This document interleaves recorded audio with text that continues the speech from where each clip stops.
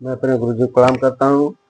हम लोग पढ़ रहे हैं हिंदी उपन्यास के विकास क्रम, जिसमें से पूर्व प्रेमचंद्र युग जो 1877 ईस्वी से लेकर 1918 ईस्वी तक, प्रेमचंद्र युग 1918 ईस्वी से लेकर 1936 ईस्वी तक, प्रेमचंद्रोत्तर युग जो 1936 ईस्वी से लेकर अब तक पढ़ा गया है, जिसमें से हम लोग पूर्व प्रेमचंद्र युग पढ़ रहे हैं।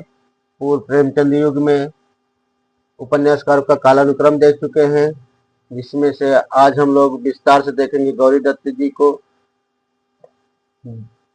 पंडित गौरी दत्त जी 1836 में इनका जन्म हुआ, जो लुधियाना पंजाब में हुआ था इनका जन्म, और 1906 ईस्वी में इनका निधन हो गया। इनके पिताजी का नाम है पंडित नाथ मिश्र, और इनके प्रसिद्ध उपन्यास है देवरानी जेठानी की कहानी, जिसका प्रकाशन वर्ष 1870 ईस्वी में हुआ है, जो इसकी श्रेणी सामाजिक तबके की है। और डॉक्टर गोपाल राय एवं पुष्पपाल सिंह इसे हिंदी का प्रथम मौलिक उपन्यास मानते हैं, देवरानी जेठानी को। डॉक्टर गोपाल राय की मान्यता यह है कि हिंदी पट्टी में नव जागरण के संकेत सबसे पहले इसी उपन्यास में दिखाई पड़ती है। और इसके कथा, देवरानी जेठानी का कथा का सारांश यह है कि उपन्यास का नायक सर्वसुख है। यह मेरठ शहर में रहने वाला एक अग्रवाल बनिया है। इसके 2 लड़के और 2 लड़कियां हैं। लड़कों के विवाह के बाद देवरानी जेठानी में मतभेद हो जाता है, यानी कि परिवार टूटने का चित्रण किया गया है इसमें। देवरानी जेठानी उपन्यासों में जो है ये अनेक समस्याएं पैदा होती हैं, जैसे स्त्री शिक्षा की समस्या थी, बाल विवाह की समस्या थी, बाल विवाह में विवाह हो जाना, नारी की आभूषण प्रियता, एक नारी को ज्यादा आभूषण अच्छा लगे या कम लगे, इसकी समस्या थी। दहेज समस्या थी, कम ज्यादा दहेज मिल गया है, इसकी समस्या थी।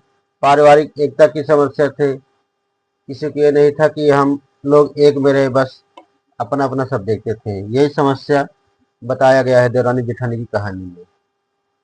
अब हम लोग पढ़ेंगे दूसरे उपन्यासकार बालकृष्ण भट्ट जी, जो इनका जन्म 1844 में प्रयागराज में हुआ है, और इनका निधन जो है 1914 ईस्वी में हो गया। और इनके उपन्यास है, प्रसिद्ध उपन्यासकार इनके रहस्य का कथा जो 1869 ईस्वी में लिखा गया है, नूतन ब्रह्मचारी जो 1886 ईस्वी में लिखा गया है, 100 अजान एक सुजान 1892 ईस्वी में लिखा गया है। यह तीनों उपन्यास सामाजिक श्रेणी के उपन्यास हैं। आगे चलकर नूतन ब्रह्मचारी में जो नायक है वो डाकुओं का हृदय परिवर्तन करने में सफल रहता है, और 100 अजान एक सुजान उपन्यास में सत्संग की सहायता से, सत्संग के प्रभाव से एक सेठ की बुरी आदतों के परित्याग का वर्णन मिलता है। और तीसरे उपन्यासकार हम लोग पढ़ेंगे ठाकुर जगमोहन सिंह को, जो 1857 ईस्वी में उनका जन्म हुआ और 1899 में उनका निधन हो गया। इनका एक प्रसिद्ध उपन्यास है श्यामा स्वप्न। इसका प्रकाशन वर्ष डॉक्टर नगेंद्र जी के अनुसार 1885 ईस्वी है, दूसरे रामचंद्र तिवारी के अनुसार 1888 में, जो सर्वमान्य मत 1885 ईस्वी माना जाएगा।